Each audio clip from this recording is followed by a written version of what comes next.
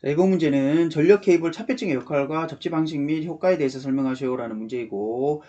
기존에 했던 문제들인데 조금 더 분량을 확보하기 위해서 어떻게 쓰면 되는지 위주로 좀 설명을 하겠습니다. 그래서 차폐증의 역할 같은 경우에는 우선 지락전류의 기로로 사용이 됩니다. 그래서 가공선로 같은 경우에는 이렇게 철탑이 있고 이렇게 가공선로가 있으면 이 가공선로가 지락이 발생을 하게 되면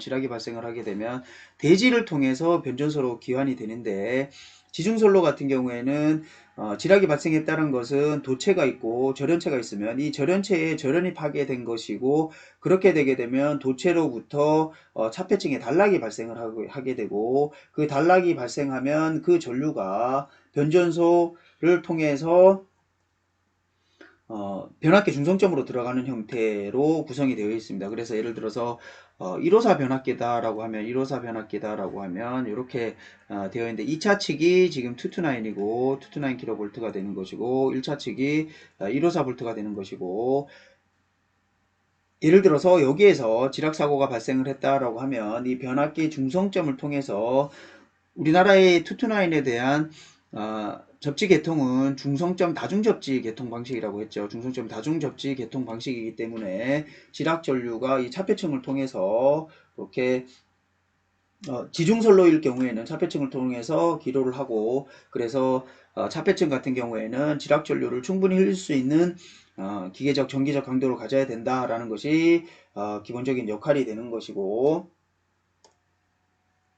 두 번째는 차폐인데, 정전차폐와 전자차폐 크게 두 가지로 좀 나눠서 설명을 해줄 수가 있습니다. 그래서 정전차폐 같은 경우에는 어떤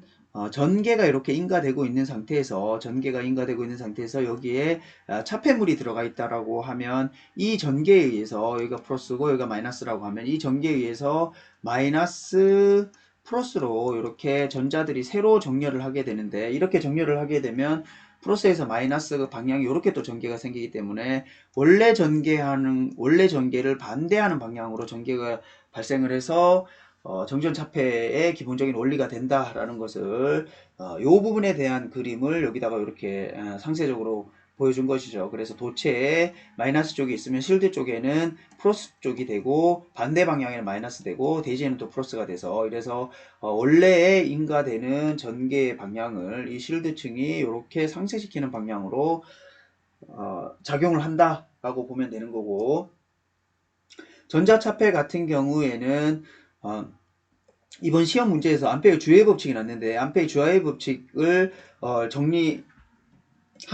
제가 동축 케이블에 대한 자개를 각각 위치별로 A일 경우에, 그 다음에 여기 이 위치일 경우에, 그 다음에 차폐층 사이일 경우에, 그 다음에 외부일 경우에 각각 나눠 가지고 우리가 자개를 유도했었는데, 세부 유도적인 사항은 그 해당 문제를 참조를 하면 되고, 어쨌든 그런 것들도 여기다가 하나 끌어와서 차폐층의 원리, 전자차폐에 의한 원리는 이런 원리에 의해서 외부에서는 자개가 0이 된다라는 것을 해당 문제를 참고해서 이렇게 또 끌어다 쓰면 되는 거고, 이런 것들은 유도도 중요하지만 이렇게 구역별로 자석 밀도 변화를 그림을 하나 좀 외워놓으면 굉장히 쉽게 여기저기 끌어다 쓸 수가 있습니다. 그래서 기본적으로 전류가 흐르는 도선 주위에는 자개가 발생을 하는데, 그 자개의 세기는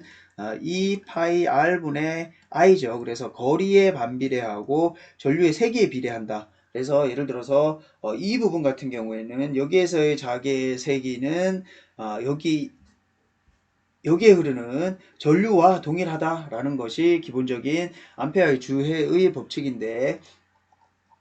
원에 대한 설정을 이 구역, 여기 도체 안으로 이 구역으로 제한하게 되면 여기에 흐르는 전류는 비례가 되는 것이죠. 비례가 이 면적에, 원래는 이만큼의 전류였는데 요만큼을 설정을 했기 때문에 이 전체 면적 대비 요만큼의 면적으로 전류가 줄어드는 것입니다. 그래서 그런 식으로 계산을 하면 되고, 여기에 대한 계산 방식은 반지름에 반비례하고 전류에 비례하는 형태로 계산이 되는 겁니다. 그래서 결국은 그래프도 여기에서부터 이 원점에서부터 멀리 가면 갈수록 지금 전류가 커지는 것이죠. 이 원이 커지기 때문에 거기에 따라 비례해서 전류의 색이 더 커지기 때문에 쭉 증가를 하고, 여기서부터 이렇게 감소를 하는데 밖에 부분에서는 일종의 에너지 보존 법칙에 의해서 여기에 흐르는 전류와 여기에 흐르는 전류가 같게 되고, 그러면 전류가 이 외부에서의 자개는 인아웃이 같아져서 플러스 마이너스 제로가 돼서 결국은 제로가 된다라는 것이 기본적으로 암페어의 주요의 법칙이고,